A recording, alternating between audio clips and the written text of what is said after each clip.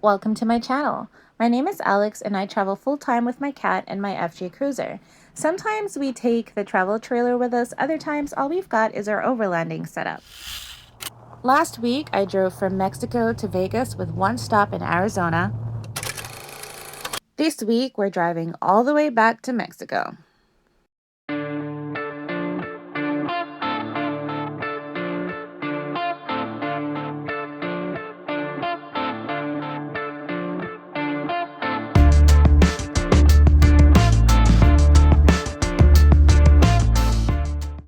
Last week, we dropped off at me entering Lake Mead. I went in, picked my campground, and then I actually went back into town to get everything I needed from my storage unit and then come back to set up camp.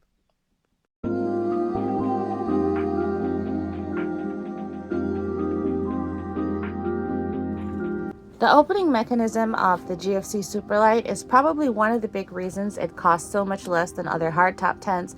Instead of using hydraulic rods, they give you these extendable rods.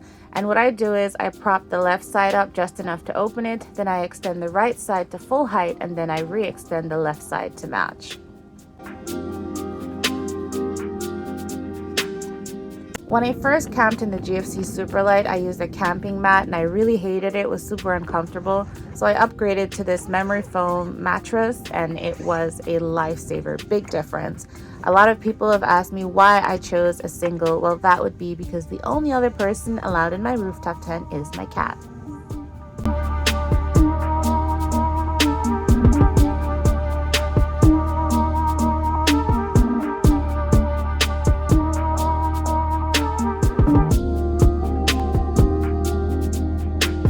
About a year before hitting the road, I started watching movies with my mom on Friday nights, and I promised her that when I started traveling full time, we would still do that, and so that's what I did before going to bed. The memory foam mattress worked exactly as I thought it would. It was very comfortable. I'm really glad that I invested in that upgrade. When I woke up the following morning, I also knew that I had picked a great spot where I could look out and just enjoy the view. So even though I knew I had a long 2 days ahead to get back to Mexico, I just kind of sat there and enjoyed it. One of the things I love about staying at Lake Mead is how active the wildlife is. All through the night, I heard the coyotes. Unfortunately, by the time I got up in the morning, they had gone to bed. I really like these pockets GFC gives us that fit your little knickknacks in the tent.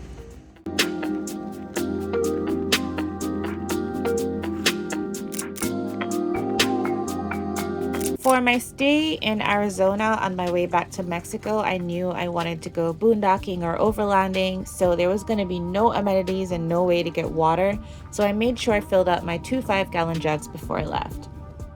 I am a huge Dunkin' Donuts fan. I love my iced mocha latte and my Boston cream donut, so I had to stop before leaving. Driving through Lake Mead is such a beautiful experience. I have never found a part of Lake Mead that wasn't amazing to drive through for one reason or another, especially when you can see the lake. Once the lake disappeared completely out of view and all I was left with was desert landscapes, I knew that I was close to crossing the Arizona border.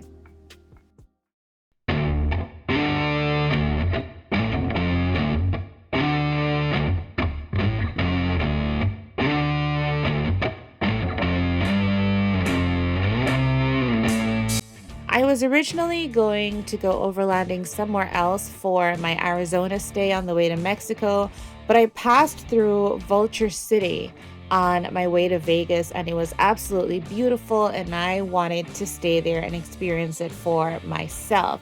However, because it was winter time or close to winter time, the sun was fading really fast.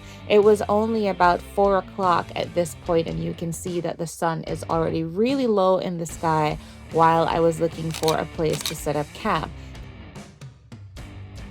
Vulture City is apparently part of a ghost town in Wickenburg, Arizona.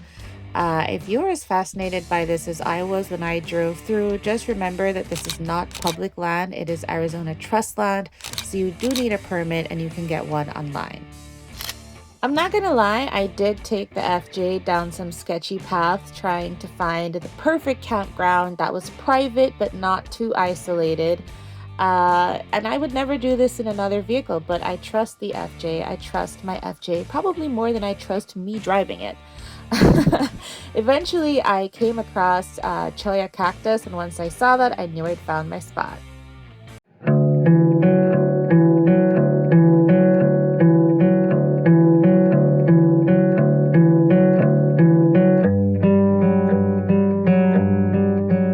I found this soup on sale in Desert Kroger in Vegas, and it was absolutely amazing, but so expensive when it's not on sale.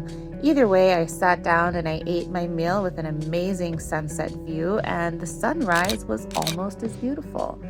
Unfortunately, I still had a very, very long drive back to Mexico, so I had to get started with packing up camp. I also want to share that next week there might not be a YouTube video from me.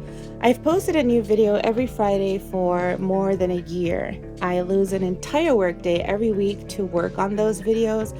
During that time, my audience is still too small to monetize. I don't get a lot of views or likes or comments. So it's just not matching up with the time investment that I put in.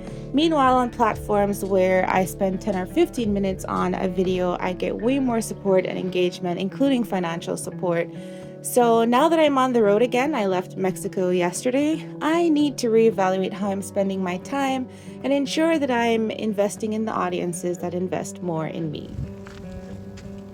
But don't worry, this is not the end of my channel. In fact, in the next video, I take shadow tent camping for the first time. As a spoiler alert, I did purchase the property, so in that next video, I'll also share a little bit about the area.